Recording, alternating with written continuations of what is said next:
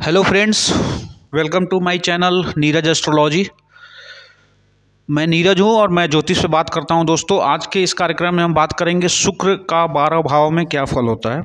गुरु तक हमने चर्चा कर ली है, अब आज शुक्र की बारी है। तो दोस्तों, पहली बार जो भी लोग मेरे चैनल पर विजिट कर रहे हैं, चैनल को सब्सक्राइब कर दे, बेल आइकन प्रेस कर दे, ताकि जो भी वीडियो बनाओ उसका नोटिफिकेशन टाइम टू टाइम प्राप्त होता रहे। दोस्तों, सबसे पहले बात करते हैं प्रथम भाव की। प्रथमा में यदि शुक्र बैठे हैं तो जातक आकर्षक व्यक्तित्व वाला होता है, शरीर से काफी गठित होता है और से भी काफी वो सुंदर होता है। हाँ, ये कि ऐसे लोग स्त्रियों के प्रिय होते हैं, उत्तम सुखों को भोगने वाले होते हैं। लगन कोई भी हो, अगर शुक्र आपके पहले घर में है तो ऐसे लोग उत्तम सुख को भोगने वाले होते हैं, श्रेष्ठ कर्मों को करने वाले भी होते हैं, दीर्घायु होने के साथ साथ स्वस्थ और सुखी भी रहते हैं। और सबसे बड़ी बात है कि ऐसे लोग विद्वान भी होते हैं और परिवार का भरण पोषण करने वाले होते हैं, साथ में मधुर बोलने वाले भी होते हैं। ऐसे लोगों के पास धन संपत्ति कोई कमी नहीं होती, ऐश्वर्यशाली होते हैं। सुख, जो भी भौतिक सुख, शुक्र जो है वो भौतिक सुखों के कारक है, तो शुक्र यदि लगन में है तो इसका विशेष फल प्राप्त करता है जातक अपने जीवन काल में।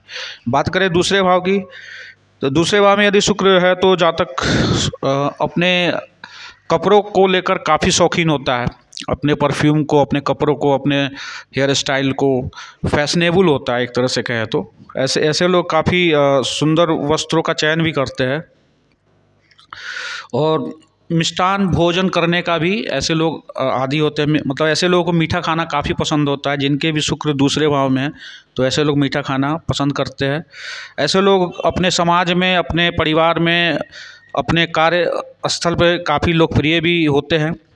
ऐसे लोग दीर्घजीवी होने के साथ साथ साहसी भी होते हैं और साथ में शुक्र यहाँ पे बैठ के उनको भाग्यवान भी बनाता है। और उनके पास जो है मैनेजमेंट की एक अच्छी एबिलिटी होती है। अपने जिस भी संस्था में वो काम कर रहे हैं वहाँ पे वो लीडर के रूप में काम करते हैं। बात करें तीसरे भाव की, तीसरे भाव में यदि शुक्र बैठे हैं, अगर तीसरे भाव में शुक्र यदि बैठे हैं तो ऐसा व्यक्ति थोड़ा सा आलसी होता है। ऐसा व्यक्ति भाग्यवान होता है बट वो किसी भी कार्य को करने में काफ़ी विलम्ब करता है, अपने कार्य को टालने वाला होता है। ऐसे लोग विद्वान तो होते हैं, लेकिन साथ में देखा जाए तो वो जैसे एक काम पे वो टिके नहीं रहते, कई कामों को एक साथ वो करना चाहते हैं, जिसकी वजह से उन्हें नुकसान उठाना पड़ता है। ऐसे लोग ज़्यादा देखा तो पेंटिंग से रिलेटेड काम करना ज़्यादा पसंद करते हैं। शुक्र यदि तीसरे भाव में है तो ऐसे लोग पेंटिंग अच्छा करते हैं, क्योंकि उन्हें इसमें इंटरेस्ट होता है। ऐसे लोग जो है वो मतलब जैसे संतुष्टि जो होता है उनके मन में, जो सेटिस्फैक्शन का जो लेवल होता है वो कम होता है। बात करें दोस्तों चौथे भाव की, चौथे भाव में यदि शुक्र है तो जातक यहाँ पे उच्च पदाधिकारी बन सकता है, किसी भी कंपनी में या लिमिटेड कंपनी में या गवर्नमेंट के उच्च पदों पर कार्यरत हो सकता है। उसके मित्र बहुत होते हैं। चौथे भाव में शुक्र हो तो आपके पास लग्जरियस लाइफ होती है। ऐसा व्यक्ति लेखन के क्षेत्र में, गायकी के क्षेत्र में, स्पोर्ट्स के भी क्षेत्र में आगे बढ़ सकता है। ऐसे लोग व्यवसायी भी होते हैं, अगर व्यवसाय करें तो भी उसमें उनको लाभ प्राप्त होता है। माता पर उनकी विशेष कृपा दृष्टि रहती है, मतलब कहने का मतलब माता की विशेष सेवा करने वाला ऐसा पुत्र होता है। बात करें दोस्तों पंचम भाव की, पंचम भाव में यदि शुक्र हो तो जातक के शत्रु जो है वो हमेशा परास्त रहते हैं। अल्प परिश्रम से ही उसे लगातार बहुत सारा धन प्राप्त होता है, धन शक्ति से परिपूर्ण होते हैं।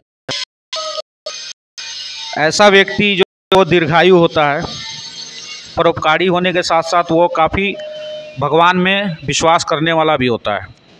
ऐसा व्यक्ति का जो मैनेजमेंट स्किल है वो बहुत अच्छा होता है। बात करें दोस्तों छठे भाव की, छठे भाव में यदि शुक्र है तो जातक के बहुत शत्रु होते हैं, बहुत सारे शत्रु नित्य प्रतिदिन उनके बनते हैं।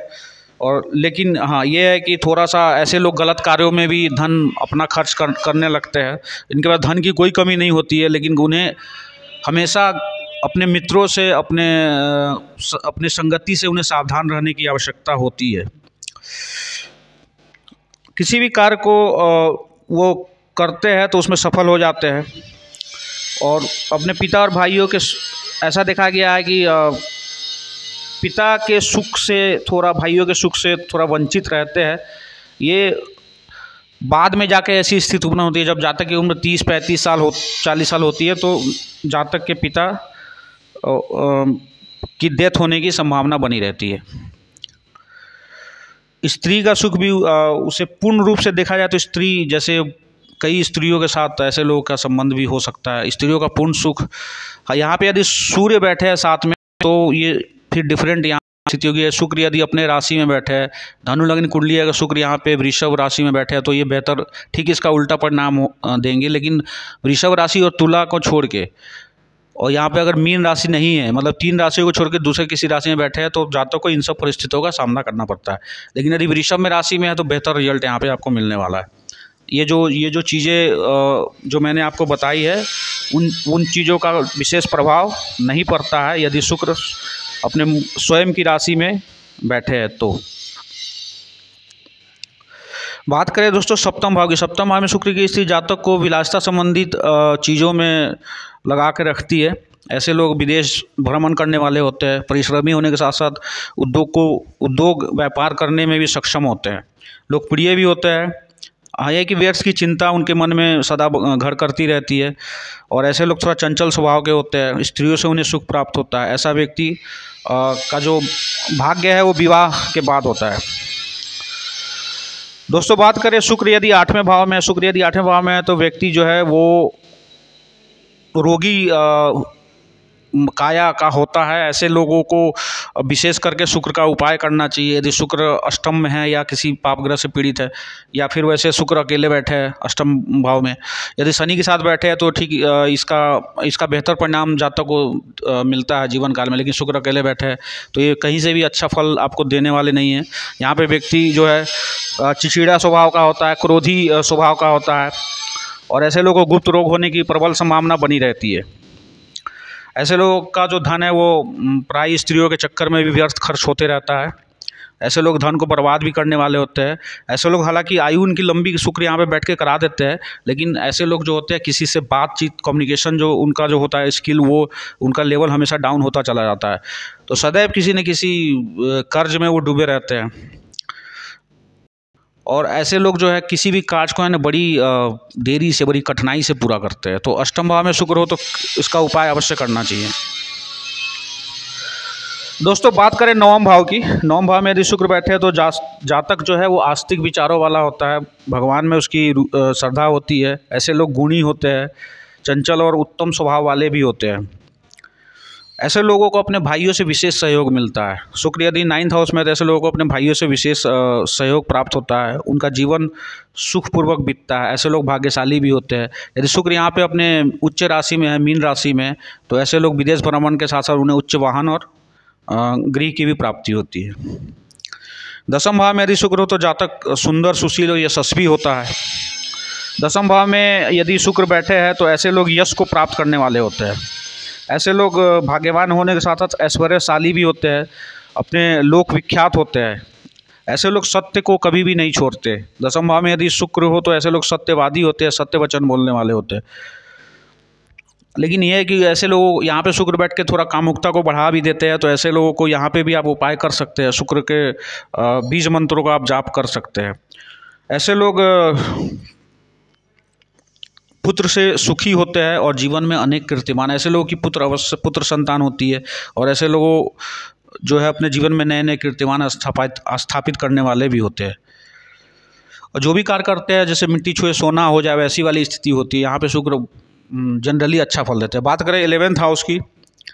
11th हाउस में यदि शुक्र बैठे हैं तो ऐसे लोग जो होते हैं वो भी थोड़ा सा उनकी कामुकता की तरफ उनका ध्यान ज़्यादा होता है। ऐसे लोग के पास धन की कोई कमी नहीं होती। ऐसे लोग को अकस्मात धन लाभ होने की संभावना सदैव बनी रहती है। ऐसे लोग एकदम से अपने लाइफ में बूम कर जाते हैं, अपने लाइफ में एकदम से तरक्की पा जाते हैं। ऐसे लोग जीवन के हर क्षेत्र में कामयाब होते हैं। यहाँ पे भी शुक्र 11th में बैठ के अच्छा फल देते हैं।